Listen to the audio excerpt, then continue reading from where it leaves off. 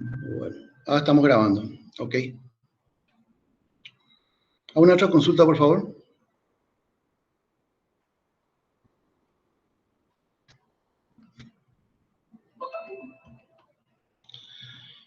Bueno, teorías administrativas. A nivel histórico existen varias teorías. Básicamente lo que se busca con la teoría se han adaptado de acuerdo a los tiempos, pero cuando hablamos de la teoría hablamos de algunos conceptos que hasta ahora rigen, que es la misión y la visión de la empresa. Cuando hablamos de misión, hablamos de un objetivo de la empresa en el corto plazo, buscando objetivos, y cuando hablamos de una visión de la empresa, con B corta, estamos tratando de ver realmente el desempeño de la empresa en el mediano a largo plazo. ¿Qué teorías tenemos? Tenemos la teoría científica, que ya es un resumen de la vez pasada. Ahí, adelante, Camilo. Bueno, la administración científica, básicamente basada en selección de personal. Administración clásica, relaciones humanas. Un minutito. Hablamos del tema tecnológico, calidad total, sistema y administración estratégica. ¿Cuándo se aplica cada uno de ellos? Realmente esto se aplica en todo el transcurso del devenir de la empresa. Cuando uno forma una empresa, normalmente empieza con el análisis estratégico de la empresa. ¿Dónde va? ¿Dónde está? ¿Qué recursos cuenta? ¿Y cómo puede hacerse? A partir de ahí hace lo que se llama ya, digamos, administraciones más de índole operativo o de índole táctica. Cuando nosotros hablamos de una administración en general, siempre hablamos de tres procesos que deben darse. Un proceso estratégico, un proceso táctico y un proceso operativo. En el proceso estratégico normalmente queda a cargo de la alta gerencia, lo que es el táctico a nivel de gerencia media o jefatura, y el operativo, digamos, a nivel de operario o a nivel de empleado. Primer tipo de la teoría científica, la Frederick Taylor. Enfoque en las tareas. Básicamente enfoque en las tareas.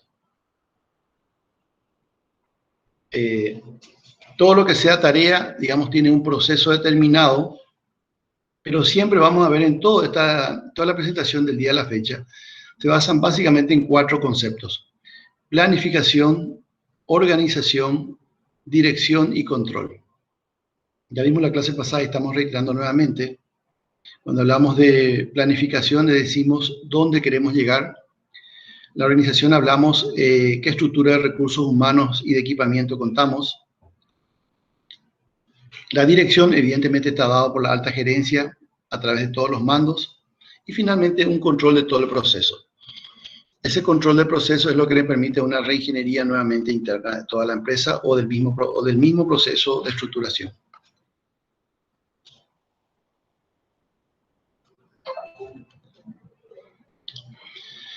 Sus principios ya lo hablamos: planificación, planeación u organización, control y ejecución. Henry Fayol te habla también de nuevos conceptos. Habla básicamente de lo que son las funciones básicas de la empresa, que eso lo puede ver mejor en un organigrama. Hablamos de la parte de producción comercial, áreas financieras, áreas tecnológicas, en fin. Básicamente se basa en lo que son los esquemas del organigrama de una empresa.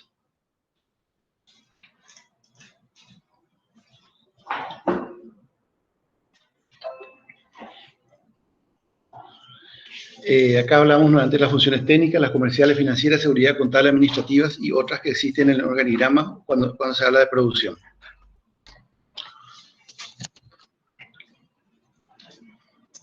Principio administrativo, hablamos también de diversos otros. Hablamos siempre del concepto de subordinación, ingresos que debe tener personal y una jerarquía. Esa jerarquía se da siempre en un organigrama. Cuando hablamos de un organigrama, hablamos de una empresa formal y no informal. Henry Ford fue el que creó, digamos, revolucionó en su momento con el concepto de producción. básicamente detectó los cuellos de botella, los caminos críticos, a fin de identificar cuáles eran los tiempos de producción muertos o tiempos de producción que permitía optimizar todo el proceso.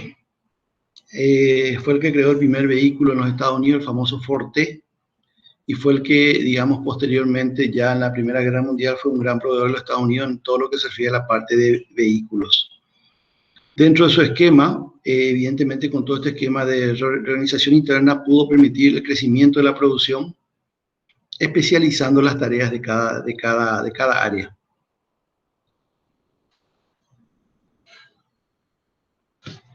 Hay otros modelos que son el modelo burocrático de Max Weber.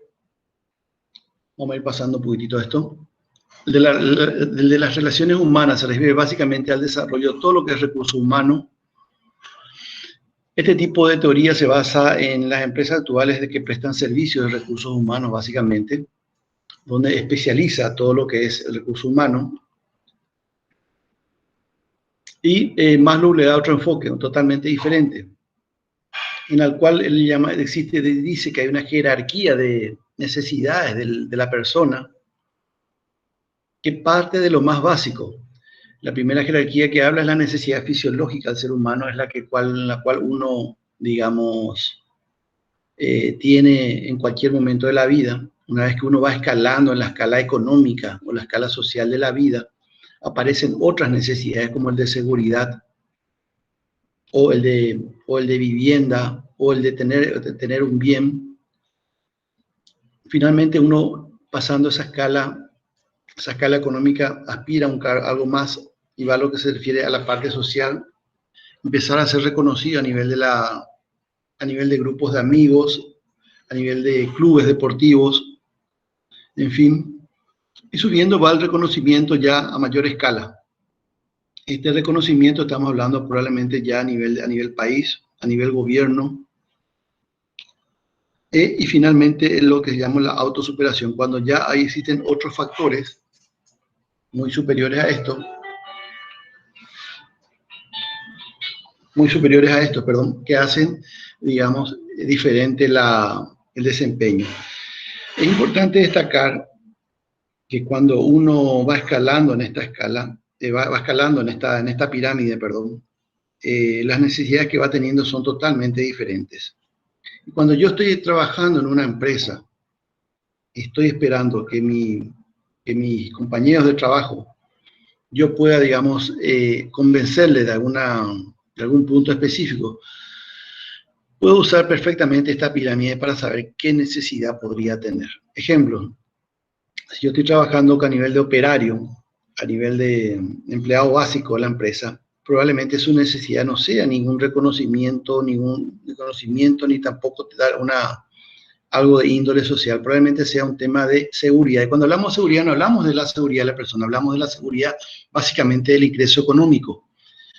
Hablamos de la seguridad de la familia, la seguridad que yo le puedo dar con algún servicio médico, la seguridad que le puedo dar con algún servicio de transporte hasta la empresa, etcétera, etcétera. Entonces, probablemente si le ofrezco esto, yo pueda fidelizar a la persona y hablar en su lenguaje. Si yo estoy hablando a nivel ejecutivo con otra persona de la misma empresa, yo no puedo ofrecerle esto. Tengo que ofrecerle algún tipo de reconocimiento o a un servicio de tipo social, dependiendo de qué escala estoy hablando. Cuando hablamos de reconocimiento, estamos hablando seguramente de algún sistema de ingreso adicional al que tiene en busca de los objetivos. Esta pirámide es muy utilizada por cada uno de nosotros en el día a día sin darnos cuenta. Cuando nosotros contratamos a una persona, eso sea en el plano personal y por supuesto más en el laboral, normalmente lo que analizamos es qué realmente esta persona está precisando para este cargo y qué personalmente espero yo de esa persona en ese cargo. Entonces, lo que hizo Maslow es identificar en una pirámide la base de las necesidades del ser humano. Entonces, en la medida que nosotros podamos identificar a las personas con las que estamos trabajando, o las personas con las que estamos estudiando, o las personas con las que estamos, digamos, contactando y internalizando, yo puedo saber realmente cuál es la necesidad de la persona y puedo hablar en su lenguaje de tal modo que esta persona tenga interés en mi propuesta o, en fin, esté convencida de lo que yo estoy haciendo. Este tema, le comento que es un tema, suele ser un tema de examen, de la pirámide de Maslow, que habitualmente pongo, es algo básico, pero, digamos, hace al propio ser. Así que es importante que comprendan esto. Hablamos de la teoría de relaciones humanas, que es otra teoría administrativa, en el cual el cargo es función de del contenido, digamos, del cargo en sí. Y hablamos de diversos factores motivacionales y factores higiénicos, lo que hablamos factores de satisfacción o de insatisfacción. Normalmente cuando uno trabaja dice, bueno, el trabajo me gusta, me estoy realizando,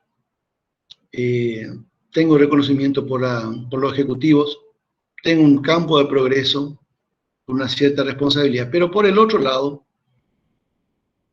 con la empresa como no tengo condiciones económicas agradables, mi relación con un compañero de trabajo no es el esperado, no tengo los beneficios esperados, entonces el cargo en sí, yo me he ido por un determinado cargo a una empresa a trabajar, en el cual me estoy realizando profesionalmente, pero internamente dentro de la empresa no encuentro las condiciones para poder desarrollarme, por diversos motivos, en algunos motivos por la propia empresa en sí y otras son por los factores internos dentro de la empresa que hacen a mi trabajo, que son básicamente basados en las relaciones humanas, o ya sea alguna prestación del servicio que la empresa me tenía que haber dado y no me está dando. Entonces, cuando uno opta en la vida por una opción laboral, no solamente tiene que mirar el puesto, sino tiene que mirar también todo lo que va a ser el ambiente de trabajo y, por supuesto, su desarrollo profesional.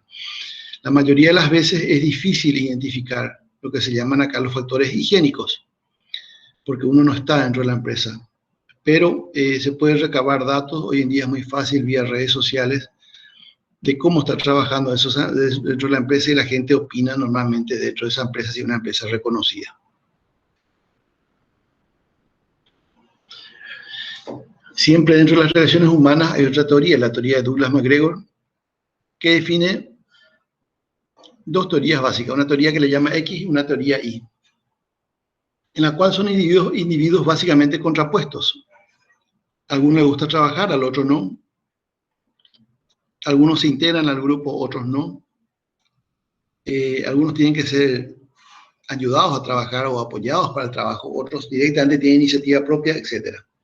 Entonces, dentro de esta forma define dos teorías o dos posiciones, digamos, en cuanto a la gestión humana. En algunos casos, no es que uno tiene que ser X o tiene que ser Y. En algunos casos, cuando hablamos de operarios simples, de una actividad sencilla, normalmente deberíamos entrar en una actividad X, donde uno tiene que controlar y hacer que los empleados trabajen y produzcan.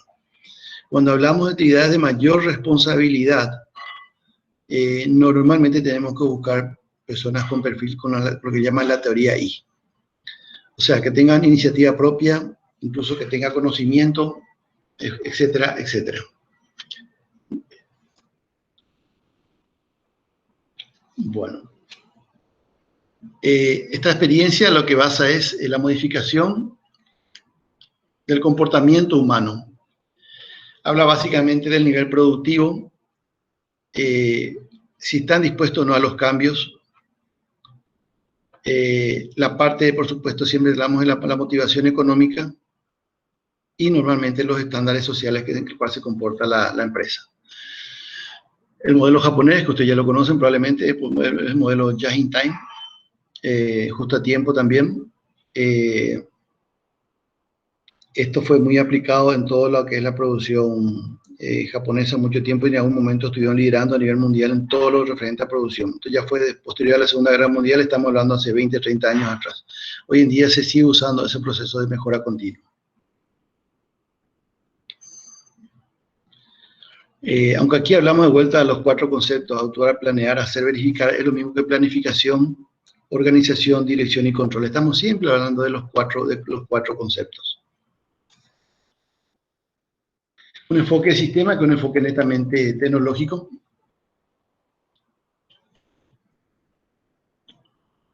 Y la calidad total, ¿verdad? en la cual se integra totalmente la empresa para realizar su función. La reingeniería de procesos,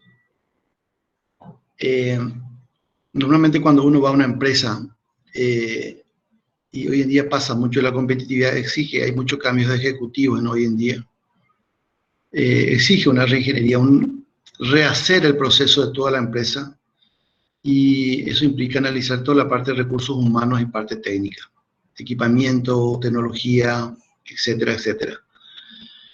Este proceso es relativamente duro, ya que normalmente a veces se prescinde de recursos humanos, no porque esta persona no sirve, sino para que el nuevo proceso que tenga que aplicar, la especialidad que tiene no es útil, y en algunos se tienen que reestructurar haciendo la captación de nuevos recursos humanos. Lo mismo ocurre con el equipo, con las maquinarias, y es un rehacer de la empresa.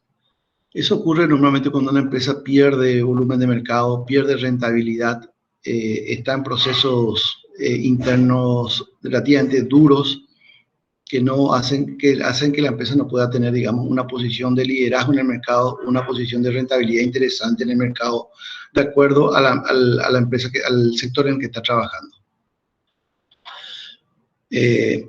Acá hablamos básicamente de mediciones de desempeño, programas de mejora a través de un diagnóstico previo. Lo que acabo de decir, visualización de procesos, investigación, gestión, benchmarking, que es tratar de superar a la competencia, y la infotecnología. Bueno, hasta aquí vamos a la clase de esta parte y vamos a tener un receso de 10 minutos, por favor.